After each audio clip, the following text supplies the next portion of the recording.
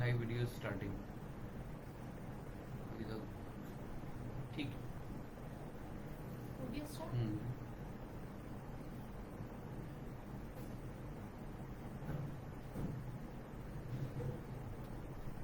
Good morning everyone. आज हम लोग रीजनल सेंटर दिल्ली 1 की तरफ से जनवरी 2024 सेशन के स्टूडेंट के इंट्रोडक्शन मीटिंग में आप सारे स्टूडेंट का वेलकम करते हैं और हम सारे एकेडमिक्स रीजनल सेंटर के यहाँ पे आप सबको इंडक्शन मीटिंग में एड्रेस करने के लिए इकट्ठे हुए हैं। हमारे साथ सबसे पहले senior regional director sir doctor A.M. Saklani sir हैं, डॉक्टर मोनी सहाय मैम है, डॉक्टर विकास सिंघल सर है और मैं doctor Arshiya Hussain assistant regional director. तो सबसे पहले मैं सीनियर रीजनल डायरेक्टर सर को इनवाइट करूंगी कि सर आप सब लोगों को एड्रेस करें। Sir thanks. Good morning to all students who are newly admitted to January 2024 session of the university. I, on behalf of Regional Center Delhi 1, welcome you along with my colleagues. I am Avinash M. Saklani, Senior Regional Director. My colleagues, Dr. Vikas Singhal, Deputy Director, Dr. Moni Sahai, Assistant Regional Director, and Dr. Arshia Hussain, Assistant Regional Director, join me in welcoming and complimenting you to this important interface between the university and the learners, which we call induction meeting. Induction meeting या प्रेरण सत्र open and distance learning में हमारे university में एक ऐसा आयाम है कि जिसके जरिए हमारा पहला इंटरफेस सेशन शुरू होने के बाद लर्नर्स के साथ होता है। आप सभी लोग जिन्होंने जनवरी 2024 सत्र में यूनिवर्सिटी में एडमिशन लिया है, मैं आप सब लोगों का अभिनंदन करता हूं, स्वागत करता हूं, आपको बधाई देता हूं कि आपने अपने एकेडमिक कैरियर की जर्नी विश्वविद्यालय के साथ शुरू इस तरीके से की है और आपका ये डिसीजन और आपके प्रोग्राम कंप्लीशन तक यूनिवर्सिटी कदम कदम पे स्टूडेंट सपोर्ट सर्विसेज के नेटवर्क के थ्रू आपके साथ जुड़ी रहेगी। सबसे पहले it's important for me to tell you about your university now. Indira Gandhi national open university, my dear friends, as you are all aware, represents the largest university system in the world. ये देश में एक ब्रांड नेम है और देश के बाहर भी इसकी प्रेजेंस है, इंटरनेशनल प्रेजेंस है। विगत कई दशकों से ये यूनिवर्सिटी हायर एजुकेशन के डेमोक्रेटाइजेशन के क्षेत्र में एक बहुत इंपॉर्टेंट भूमिका अदा करती रही है। आप लोगों ने ऑनलाइन एडमिशन ऑनलाइन पोर्टल के थ्रू लिया है, आपने बहुत सारे लोगों ने विश्वविद्यालय के बारे में जानने का प्रयास भी किया होगा और इसके अलावा एक इम्पॉर्टेंट डॉक्यूमेंट जो विश्वविद्यालय की वेबसाइट में अवेलेबल है, which is the common prospectus of the university. I am sure many of you have gone through the prospectus और अगर आपने देखा नहीं है तो प्लीज मैं आपको ये सलाह दूंगा कि अपने प्रोस्पेक्टस को जरूर देखें, क्योंकि बहुत सारी जो जानकारियां हैं, बहुत सारी क्रूशियल जानकारियां हैं विश्वविद्यालय के बारे में, इसके सपोर्ट सिस्टम के बारे में और क्या इंपॉर्टेंट चीजें आपके प्रोग्राम रिलेटेड हैं वो आपके कॉमन प्रोस्पेक्टस में दी गई है। विश्वविद्यालय का जो सहायता नेटवर्क है, स्टूडेंट सपोर्ट सर्विसेज सिस्टम, जो एक यूनिक शब्दावली है ओपन एंड डिस्टेंस लर्निंग में, जिसमें आपको प्री एडमिशन से लेकर ड्यूरिंग द पोस्ट स्टडी और आपके प्रोग्राम कंप्लीशन के बाद तक भी विश्वविद्यालय डिफरेंट स्टेप्स में जिस तरीके से आपको आपकी स्टडी को, आपकी टीचिंग लर्निंग को फैसिलिटेट करता है, उसको हम स्टूडेंट सपोर्ट सर्विसेज कहते हैं। प्री एडमिशन लेवल पे जैसे आपने देखा कि आप एडमिशन लेने से पहले आपने ऑनलाइन पोर्टल पे अपने प्रोग्राम का चयन किया, अपने रीजनल सेंटर का चयन किया, अपने स्टडी सेंटर का चयन किया और इसके अलावा कॉमन प्रोस्पेक्टस के थ्रू भी वो डिटेल्स हासिल की है। इसके अलावा बहुत सारे स्टूडेंट्स ऐसे हैं जिन्होंने हमारे स्टडी सेंटर्स में भी जाके ऑनलाइन काउंसलिंग का लाभ उठाया है। रीजनल सेंटर भी, जो भी स्टूडेंट्स रीजनल सेंटर में आते हैं, उनकी जिज्ञासाओं को दूर करता है और उनको वो एक्सपोजर देता है कि वो राइट प्रोग्राम्स, राइट कोर्सेज का चयन कर सके। प्री एडमिशन स्टेज से अब चूंकि आपका एडमिशन हो गया है तो और आपका अब जो टीचिंग लर्निंग का जो सिस्टम हमारे साथ शुरू होगा, तो ये महत्वपूर्ण है और ये आपके दिमाग में बहुत सारी जिज्ञासाएं भी होंगी कि हमारे यहाँ पठन पाठन किस तरह से होता है, इंस्ट्रक्शन सिस्टम हमारा क्या होगा। मैं आपको बताना चाहता हूँ कि यूनिक एक हमारी जो पद्धति है, इसको हम मल्टी मोड डिलीवरी सिस्टम कहते हैं, जिसको बहुविधा शिक्षण प्रणाली भी उसे कहा जाता है, जिसके बहुत सारे डिफरेंट इसके एलिमेंट्स हैं। मैं शुरुआत करूंगा स्टडी मटेरियल से। आप में से बहुत सारे लोगों को जिनका एडमिशन हो गया है उनको बाई पोस्ट स्टडी मटेरियल मिल जाएगा, और जिन लोगों ने डिजिटल स्टडी मटेरियल ऑप्ट किया है जिसमें फीस कंसेशन भी मिला है, तो सॉफ्ट फॉर्म में आपको स्टडी मटेरियल्स अवेलेबल होंगे। स्टडी मटेरियल के बाद जो इलेक्ट्रॉनिक मीडिया सपोर्ट है, जिसमें ऑडियो वीडियो कंपोनेंट भी हैं, जो ई ज्ञान कोश लिंक यूनिवर्सिटी की वेबसाइट में है, जो एक रिपोजिटरी है, हमारे जितने भी ई रिसोर्सेज हैं वो सब अवेलेबल हैं। आपका सारा स्टडी मटेरियल वहां पर अवेलेबल है। आपके प्रोग्राम से रिलेटेड जो ऑडियो हैं, वीडियो हैं, वो वहां पर अवेलेबल हैं।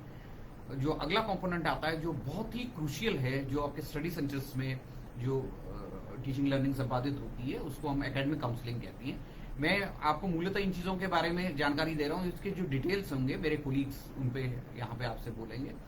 फिर इलेक्ट्रॉनिक मीडिया में ज्ञान दर्शन, ज्ञानवाणी, ज्ञान दर्शन 24 आवर्स चैनल है, और ज्ञानवाणी इंटरैक्टिव रेडियो काउंसलिंग के जरिए भी हम आप तक पहुंचने का प्रयास करते हैं।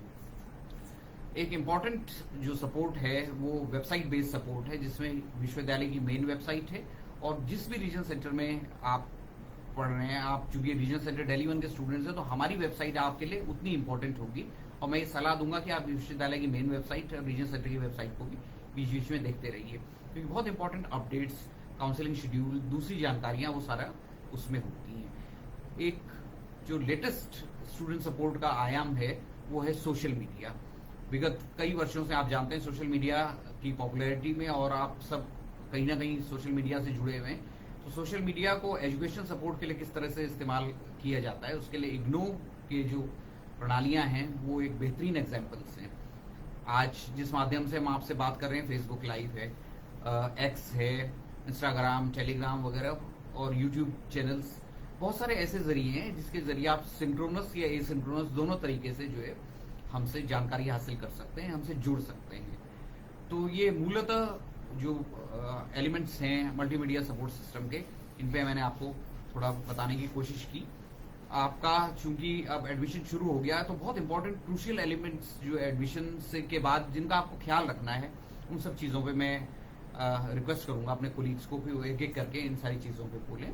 मैं सबसे पहले डॉक्टर अर्शिया हुसैन से निवेदन करूंगा कि वो अपनी बात रखें। थैंक यू सर, आपने यूनिवर्सिटी के बारे में काफ़ी सारी डिटेल्स स्टूडेंट को बताई और open and distance learning system के बारे में भी बताया।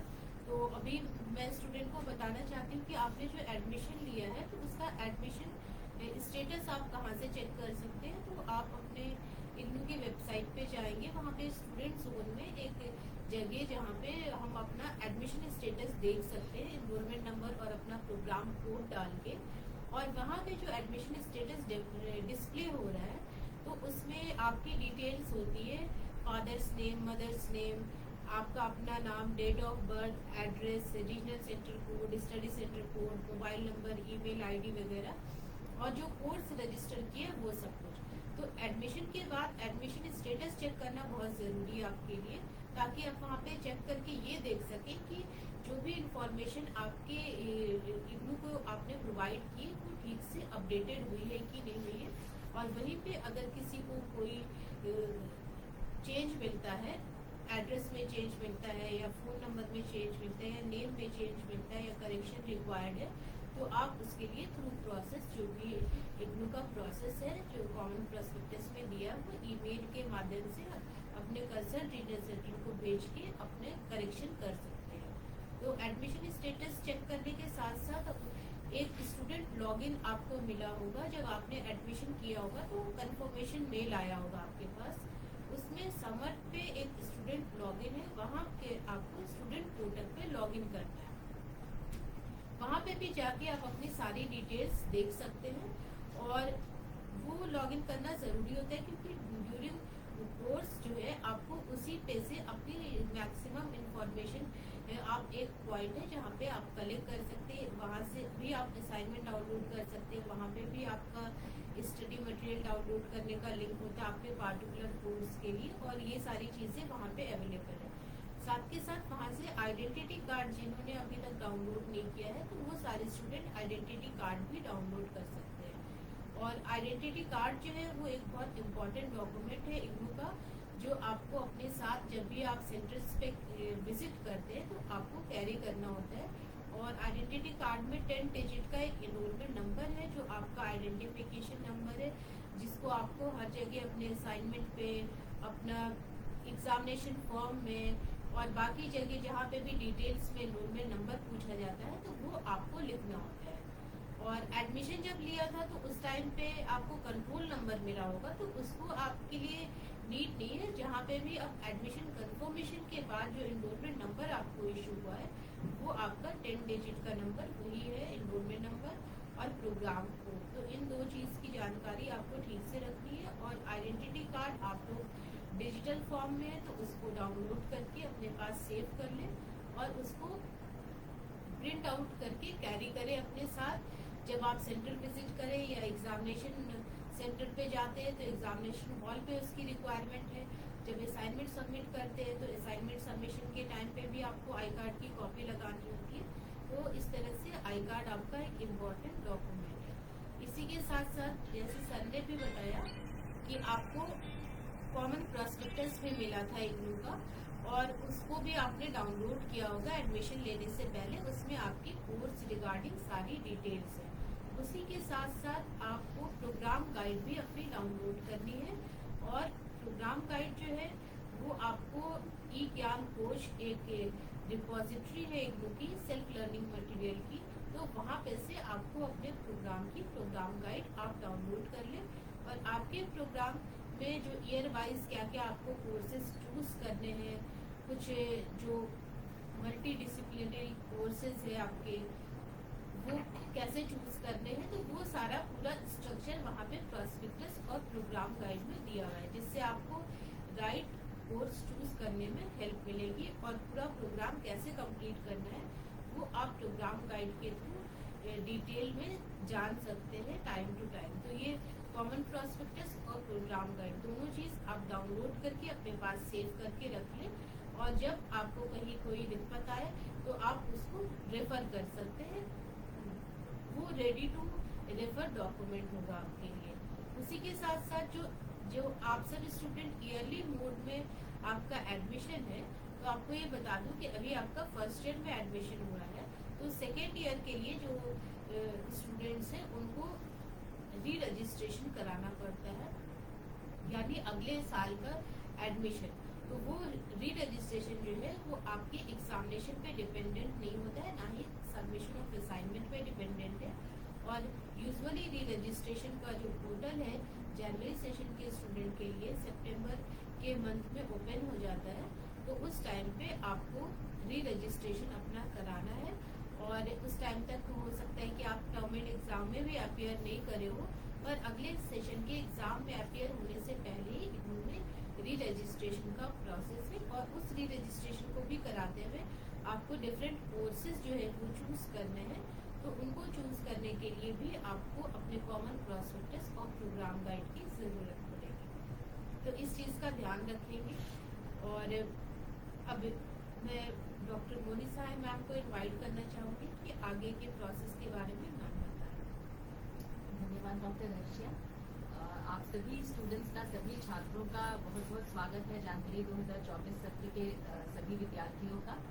और ये एक लाइव फेसबुक प्रोग्राम है, इंटरैक्टिव इस तरीके से है कि जो भी आपके प्रश्न हमें चैट बॉक्स में दिख रहे हैं इसके बारे में आपको हम लोग जवाब देंगे इस प्रोग्राम के खत्म होने के बाद। तो आप लोग प्लीज बने रहिए इस प्रोग्राम में। और जो भी जानकारियाँ आपको दी जा रही हैं वो स्टूडेंट सेंट्रिक है, आपके लिए इम्पोर्टेंट है, ज़रूरी है। और इसके साथ ही हमारी ये अपेक्षा है आपसे कि आप लोग थोड़ा अपने प्रोग्राम के बारे में जानिए। जैसा अभी मेरे सीनियर कलीग डॉक्टर सिकलानी सर ने कहा या डॉक्टर रशिया ने कहा कि अपने प्रोग्राम को जानिए। Knowing your programme is very important and for that your first handbook which should always be with you, जो आपके पास हमेशा होना चाहिए, वो है प्रोग्राम गाइड। प्रॉस्पेक्टस में विश्वविद्यालय से जुड़ी हुई बातें और जो कार्यक्रम विश्वविद्यालय के द्वारा चलाए जाते हैं उनसे जुड़ी हुई बातें, तमाम जानकारियां उसमें मौजूद हैं, उपलब्ध हैं।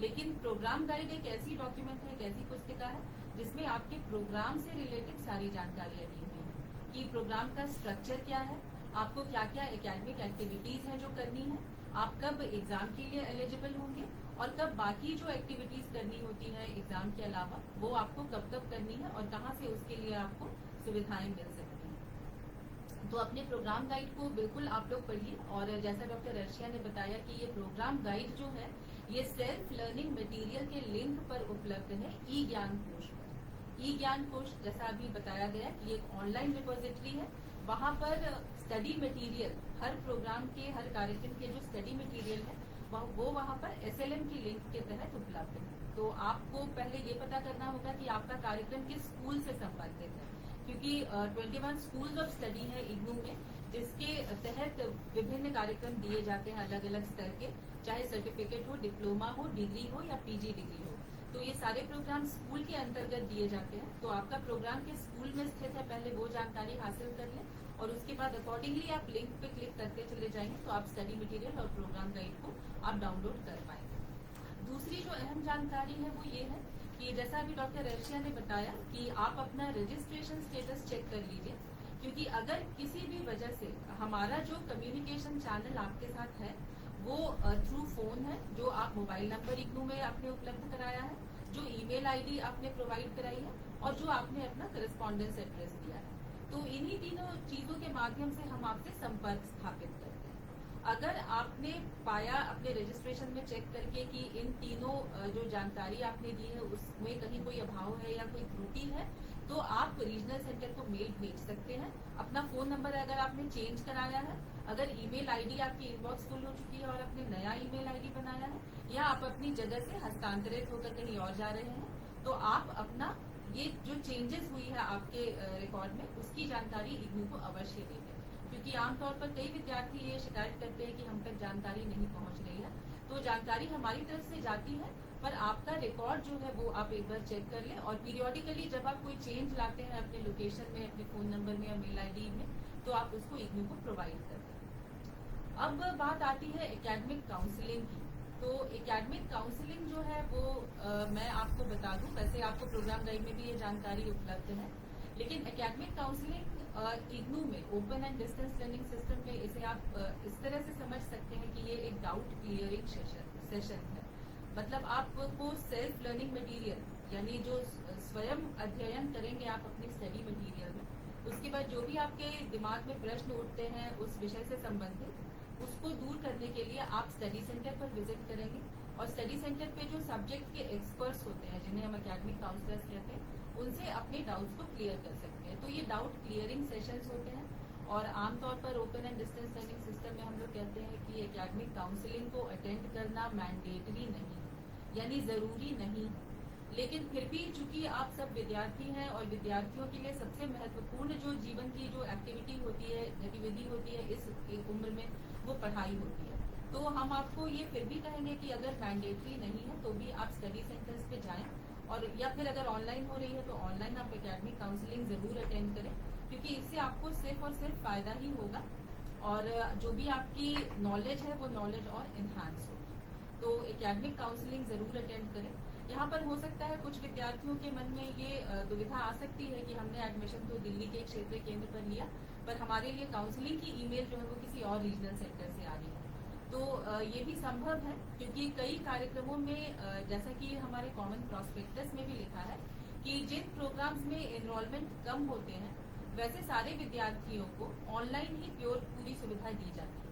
तो एकेडमिक काउंसलिंग जो होती है वो सेंट्रलाइज हो जाती है किसी एक रीजनल सेंटर पर, जिसे हम नोडल रीजनल सेंटर कहते हैं, और वहां से एकेडमिक काउंसलिंग की सारी गतिविधियां ऑनलाइन की जाती है। तो यदि आपको ईमेल आपने जिस क्षेत्रीय केंद्र पर एडमिशन लिया है वहां से न आकर किसी और क्षेत्रीय केंद्र से भी आता है, तो आप काउंसलिंग शेड्यूल के मुताबिक काउंसलिंग सेशंस को जरूर अटेंड करें, क्योंकि वो आवश्यक है। और उसके अतिरिक्त फिर आपने जिस रीजनल सेंटर पर एडमिशन लिया है वहां से काउंसलिंग की कोई व्यवस्था उस कार्यक्रम के लिए उस सत्र में नहीं की जाए। तो इस बात का आप लोग खासा ध्यान रखें। और ये भी बता दूं साथ में कि एकेडमिक काउंसलिंग जो प्रैक्टिकल कंपोनेंट है सारे कार्यक्रमों में नहीं है, पर जिन कार्यक्रमों में प्रैक्टिकल कंपोनेंट है उन कार्यक्रमों में प्रैक्टिकल सेशंस जो है वो मैंडेटरी होते हैं।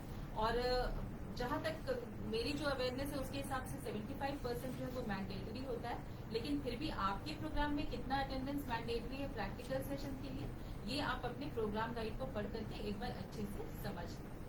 और इसके अतिरिक्त कुछ ऐसे भी कंपोनेंट्स हैं जो सारे प्रोग्राम्स में नहीं है, जैसे प्रोजेक्ट है या प्रैक्टिकल कंपोनेंट है, हैंड्स ऑन ट्रेनिंग है, इंटर्नशिप है, फील्ड वर्क है, पोर्टफोलियो बनाना है। तो इस तरह की और भी कई गतिविधियां हो सकता है कि आपके प्रोग्राम का एक हिस्सा हो।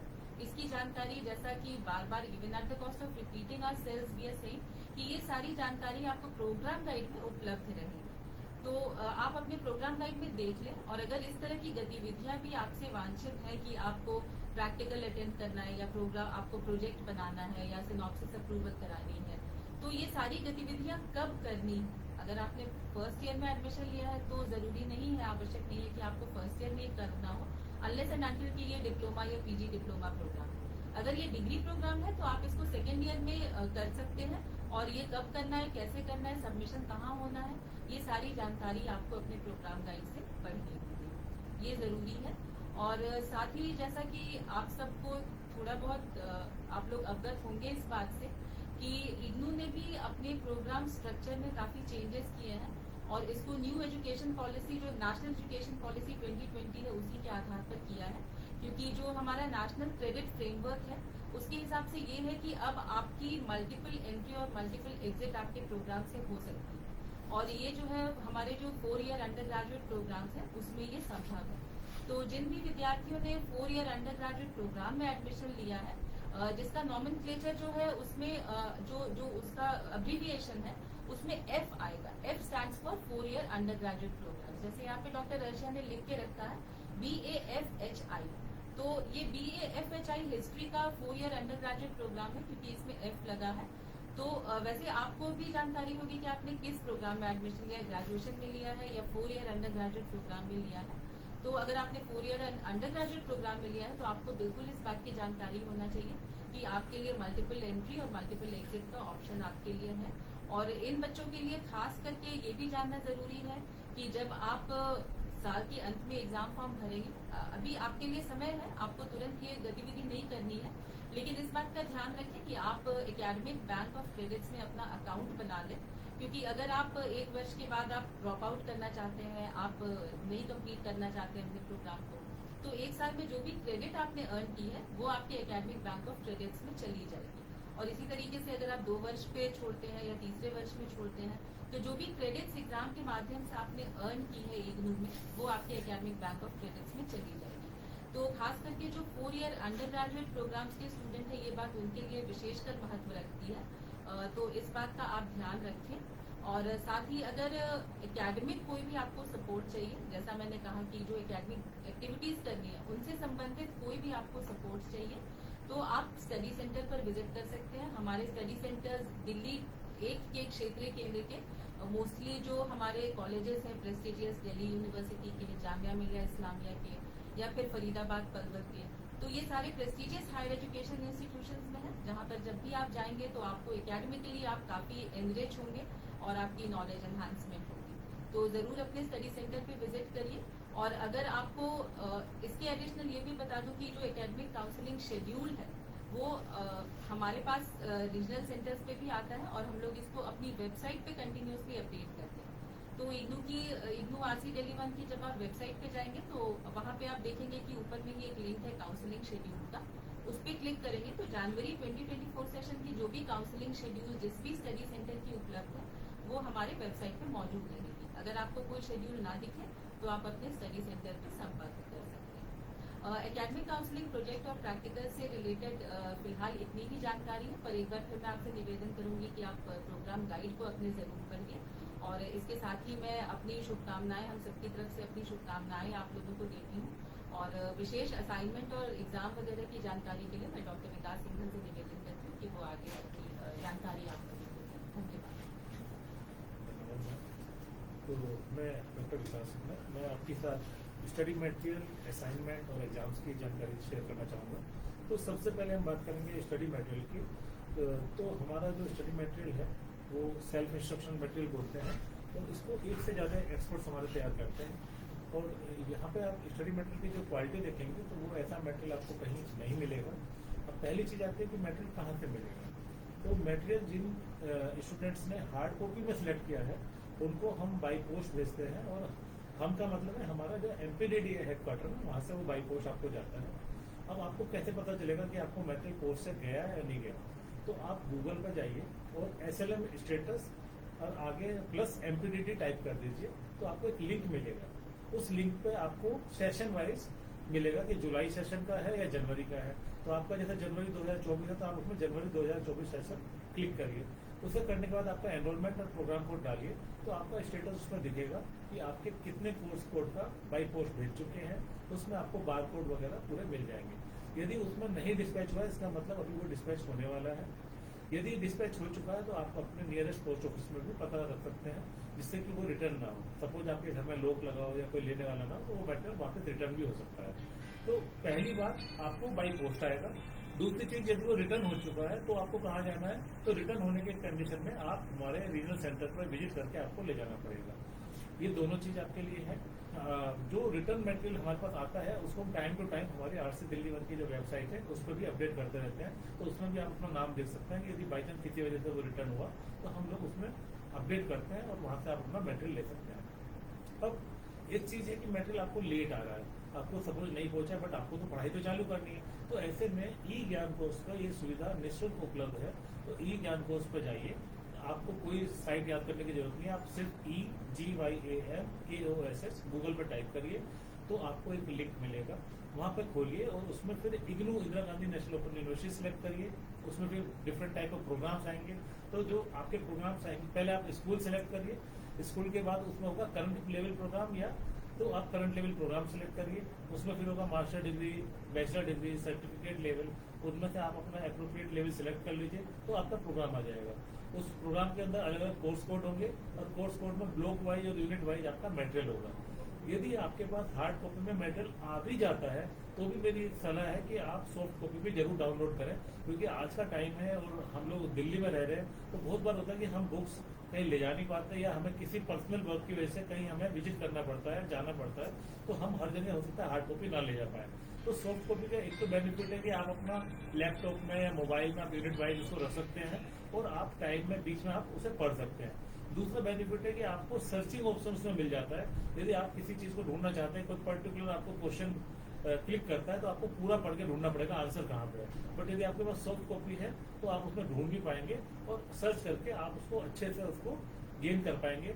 यदि आप PDF में राइटर की मदद से चाहेंगे तो उसको हाईलाइट करके नोट्स भी आप अपने रख सकते हैं और आगे आपके वो काम आएगा।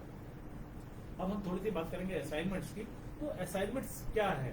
पहली चीज क्या है कि देखिए हमारे जो स्टूडेंट्स हैं जब स्टडी मटेरियल पढ़ते हैं तो उसमें थोड़ी थोड़ी देर बाद SAQ होते हैं, सेल्फ असेसमेंट क्वेश्चन। तो वो क्वेश्चंस वहाँ पे स्पेस भी दिया होता है और उसके आंसर्स लास्ट में दिए भी होते हैं। तो उनका पर्पज क्या है? कई बार स्टूडेंट्स हमसे पूछते हैं कि सर जब हम लिखें क्यों जब आखिर में आंसर दिए हुए हैं? तो देखिए हम लोग बोलते थे कि भाई आंसर आप पहले पढ़िए, पढ़ने के बाद उसमें आप अपनी हैंड राइटिंग में बगैर देखे लिखें। तो पर्पज क्या है? पर्पज ये है कि बाद में जब आप पीछे से मिलाते हैं तो आपको पता चलता है कि आप सही थे या आप गलत थे।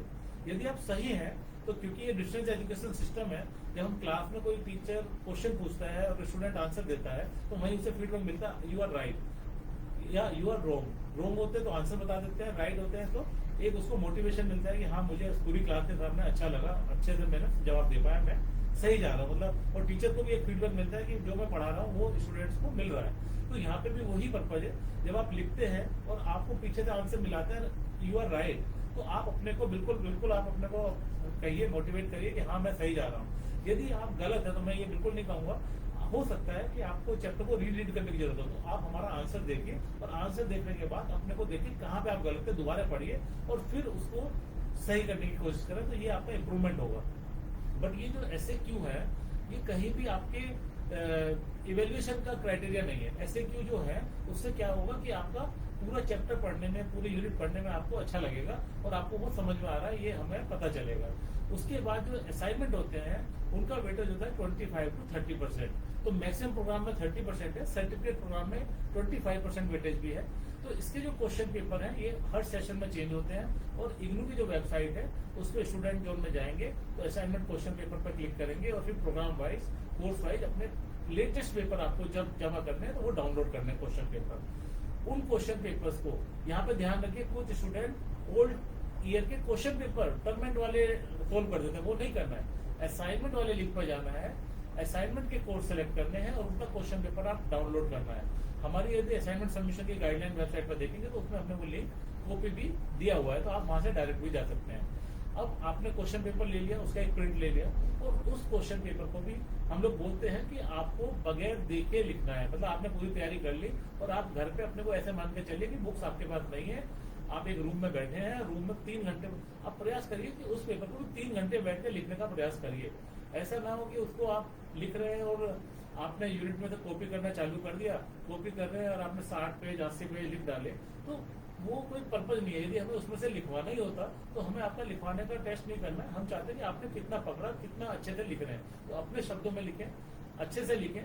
कई बार मैं देखता हूँ कि असाइनमेंट में कुछ बच्चे किताब में से फोटोकॉपी लगा के एनक्रोच करते हैं, कुछ लोग कहीं मार्केट से ले लेते हैं, तो यहाँ पे ध्यान दीजिए कि उन सब पे 0 मिलता है। यदि आपने कहीं टाइप्ड असाइनमेंट दे दिया या आपने कहीं से फोटोकॉपी लगा दी, तो ये प्रोजेक्ट का पार्ट नहीं है, ये असाइनमेंट है। आप अपनी लैंग्वेज में लिखना है, अच्छे से लिखना है, और आप कई बार पढ़िए, आप ओपन है ठीक है, आप उसको कई बार पढ़िए, कई जगह से पढ़िए, और क्या पूछा है उसको आंसर करिए। पेज पे ध्यान मत दीजिए कि पेज बहुत सारे भरने हैं, उसका कोई यूज नहीं है। आप उसको तो अच्छा, आप उसको लगाएंगे कैसे? तो एक हमने असाइनमेंट कवर पेज दिया हुआ है। कवर पेज में क्या है, आपका name, enrolment number, programme code, course code, कब के लिए जमा कर रहे हैं, तो ये सारी डिटेल उसमें फिलअप करनी है। फिर आपको क्वेश्चन पेपर की कॉपी लगानी है, जिससे कि जो आपका टीचर इवेल्युएट करेगा उसे पता तो कि आपने किस क्वेश्चन का आंसर कर रहे हैं, और उसके बाद आपको असाइनमेंट जो आपने सोल्व किया उनको लगाना है। पेपर A4 साइज यूज करें तो अच्छा है, क्योंकि एक सा पेज रहेगा, और ये सारे अच्छे से टैग, मतलब आपका पूरा बंधा होना चाहिए। प्लास्टिक फोल्डर हम लोग कहते नहीं है कि आपको यूज करना है, बट आपका पेपर कोई लूज ऐसा ना हो कि वो मिस हो जाए और आपका क्वेश्चन की मार्किंग मिस हो, तो आप उसको अच्छे से सील दीजिए, या हो सके तो एक पतले, मतलब अच्छे से उसको बाइंड कर दीजिए। वो करने के बाद उससे एक क्वेश्चन पेपर का एक असाइनमेंट ही दीजिए। कई बार क्या होता है कि एक कोर्स में आपको 5 जमा करने हैं, आपने 5 को एक साथ जमा कर दिया, 5 को एक ही में सील दिया, ये मत करिए, क्योंकि यदि 5 करेंगे तो हो सकता है हर सब्जेक्ट का अलग अलग एक्सपर्ट होगा, वो अलग अलग जाएगा, तो ये होगा। अब बात आई कि आपने हार्ड कॉपी बना ली, यहाँ तक प्रोसीजर तो सेम है।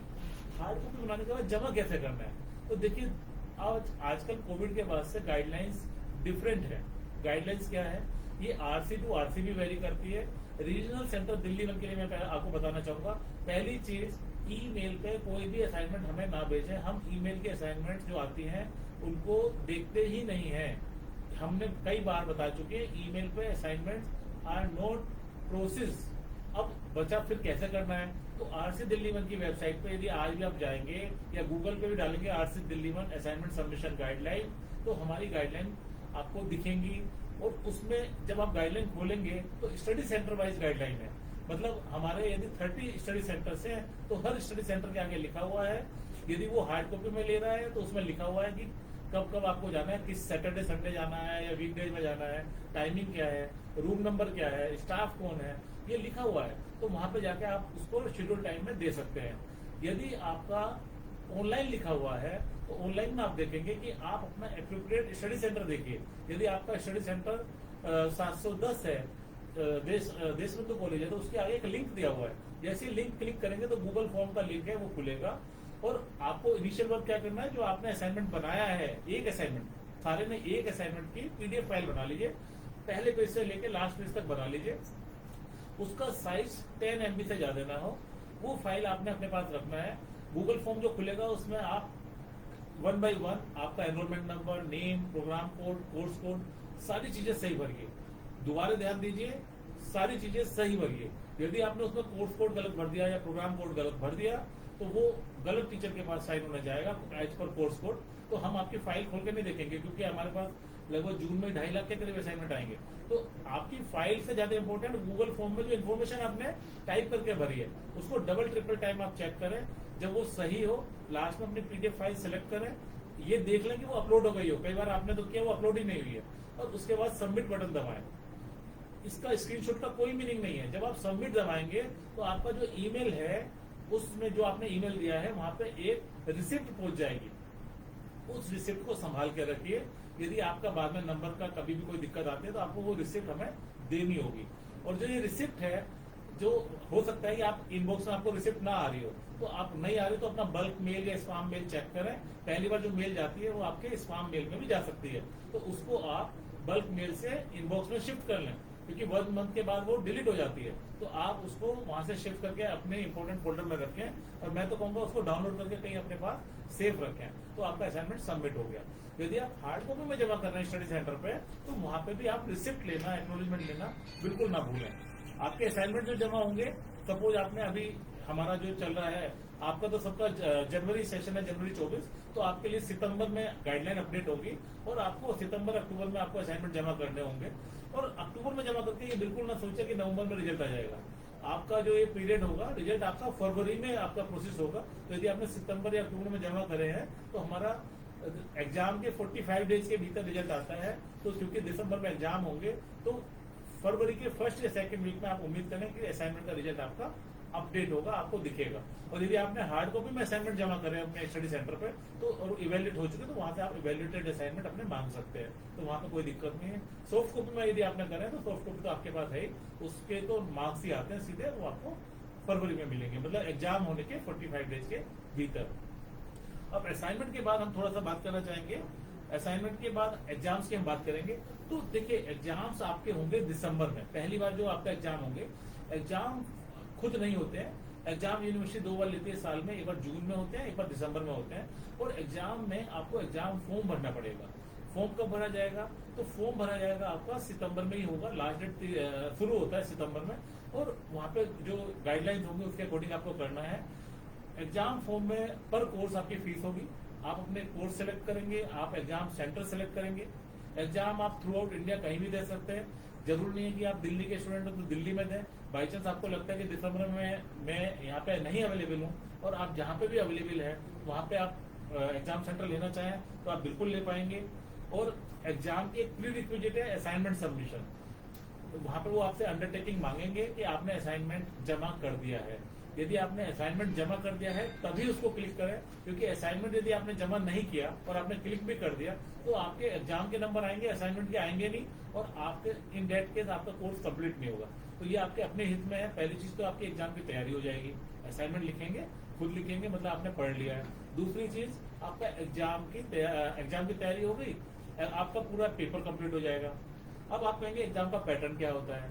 तो जो हमारे पिछले सेम के क्वेश्चन पेपर्स हैं, याद रखिए, ऐसे प्रोग्राम जो पहले से अवेलेबल हैं, कुछ कोर्स ऐसे में जो अभी शुरू हुए हैं, आप कहेंगे उनके क्वेश्चन पेपर तो है ही नहीं, भाई वो चालू ही अभी हुए, जनवरी 24 में न्यू लॉन्च है, तो उनका तो पुराना पेपर नहीं होगा। बट बहुत सारे कोर्स ऐसे हैं जो यूनिवर्सिटी पिछले काफी सालों से करा रही है, तो उनके लास्ट ईयर्स के जो क्वेश्चन पेपर है वो भी हमने वेबसाइट पे डाले हुए हैं, और उनको आप देख के आइडिया लगा सकते हैं कि किस तरह का क्वेश्चंस आते हैं।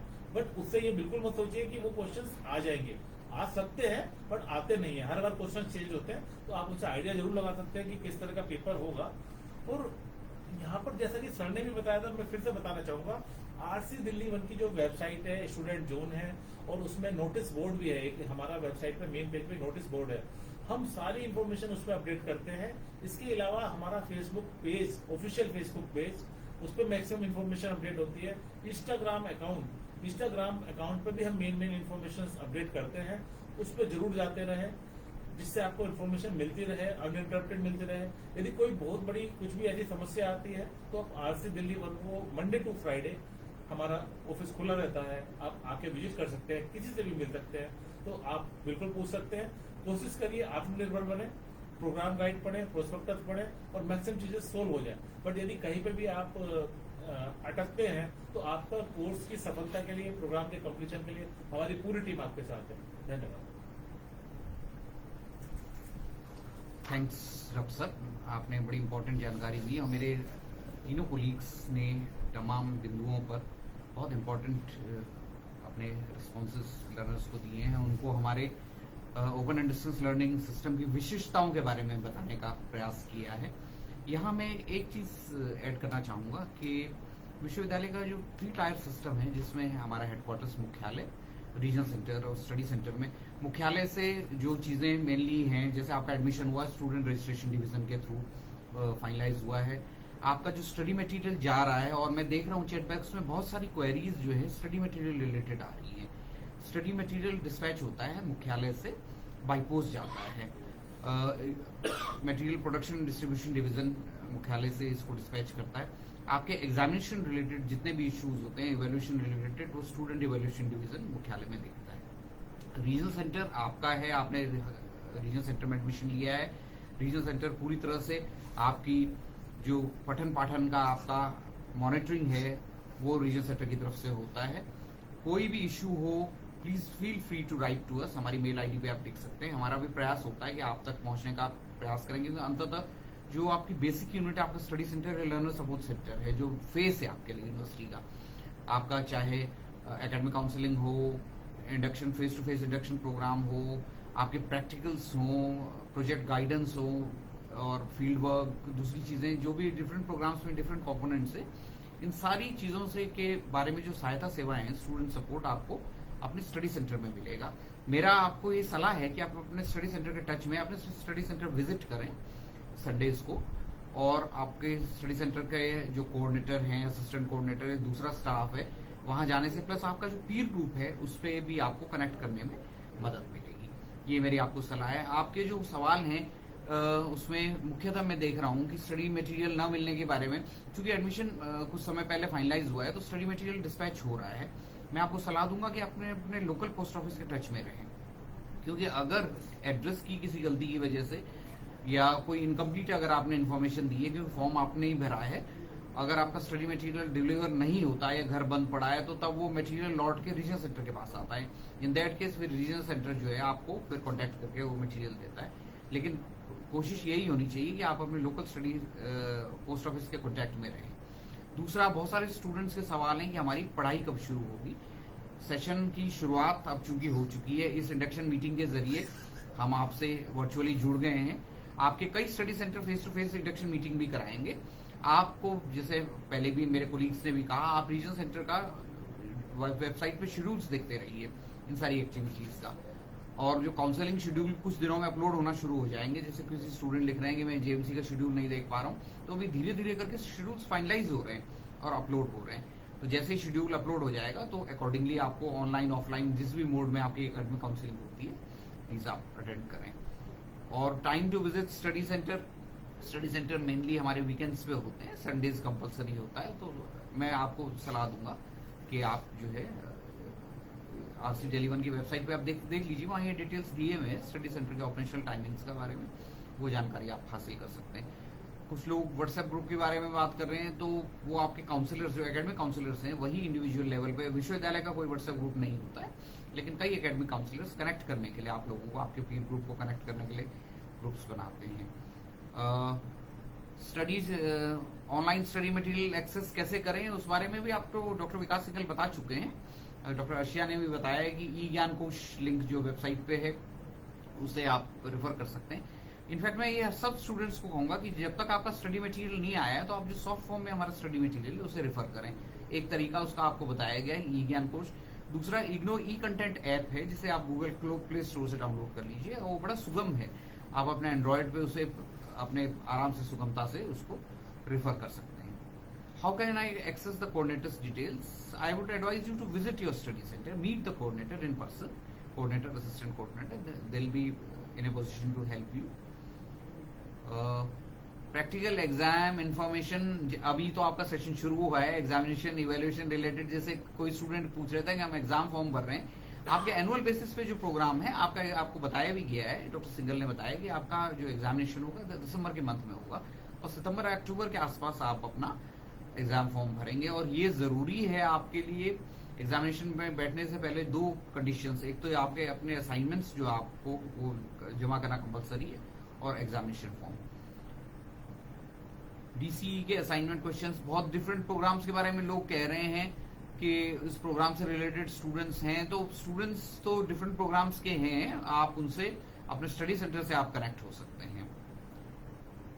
एग्जामिनेशन के बारे में बहुत सारी जानकारियां हैं जो मैंने आपको दे दी हैं। From where will I get the soft copy of study material, ये भी हम आपको बता चुके हैं।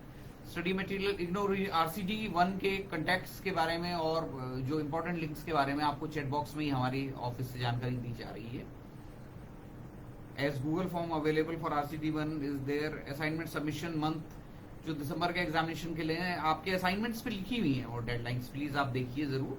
यहाँ पे सर मैं एक बात बताना चाहूंगा। जी। देखिए, जो अभी गाइडलाइन है असाइनमेंट की वो अवेलेबल है और उस पर बिल्कुल आप जमा मत करिए। यदि आपने उस पर अभी असाइनमेंट जमा कर दिया और आपका मिनिमम पीरियड कंप्लीट नहीं हुआ तो आपके नंबर कभी प्रोसेस नहीं होंगे।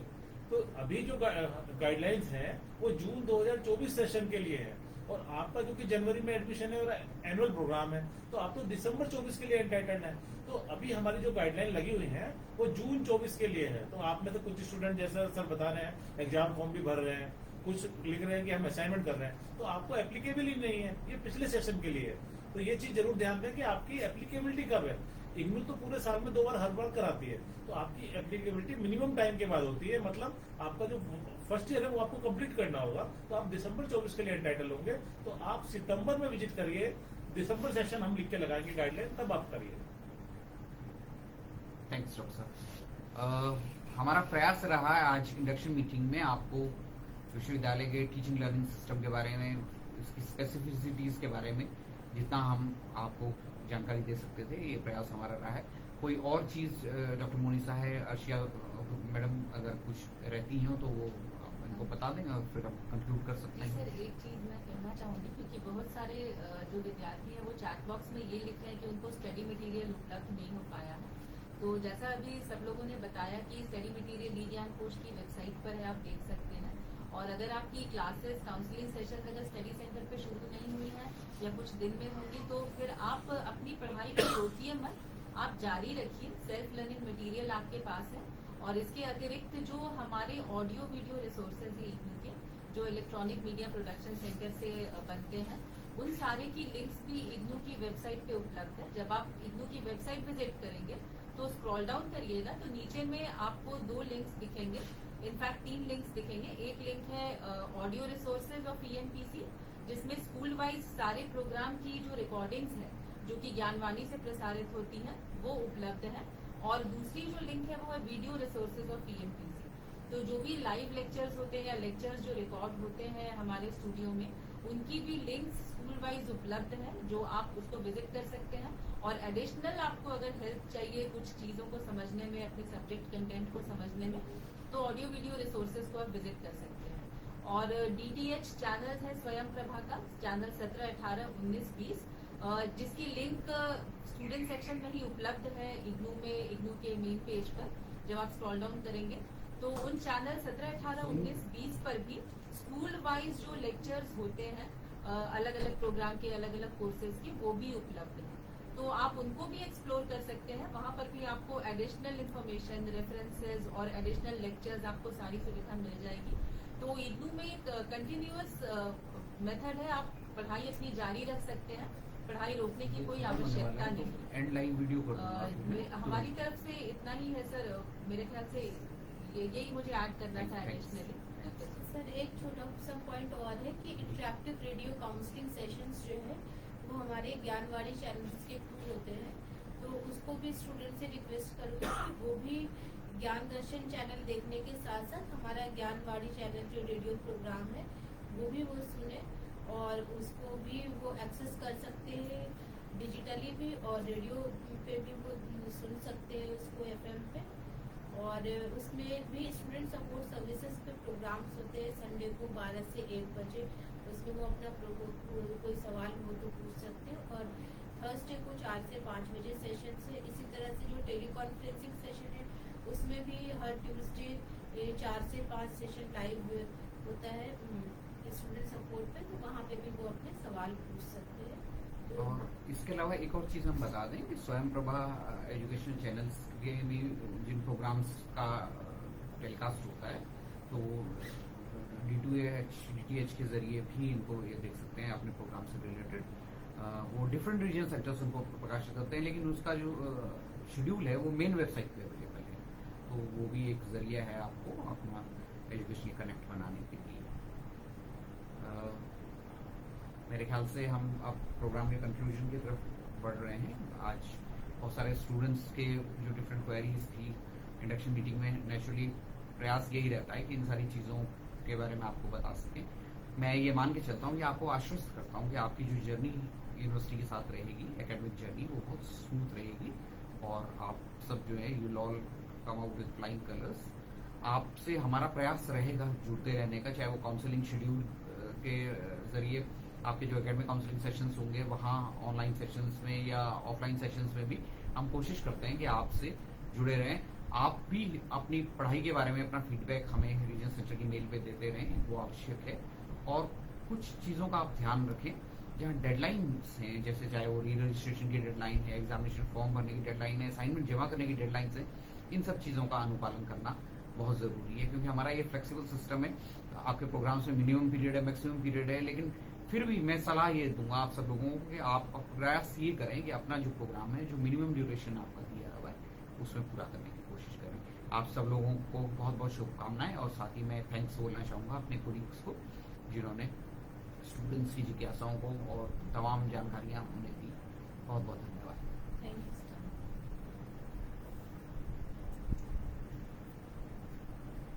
If you end this live video, you will be able to choose if you want to save or delete it. क्या मतलब?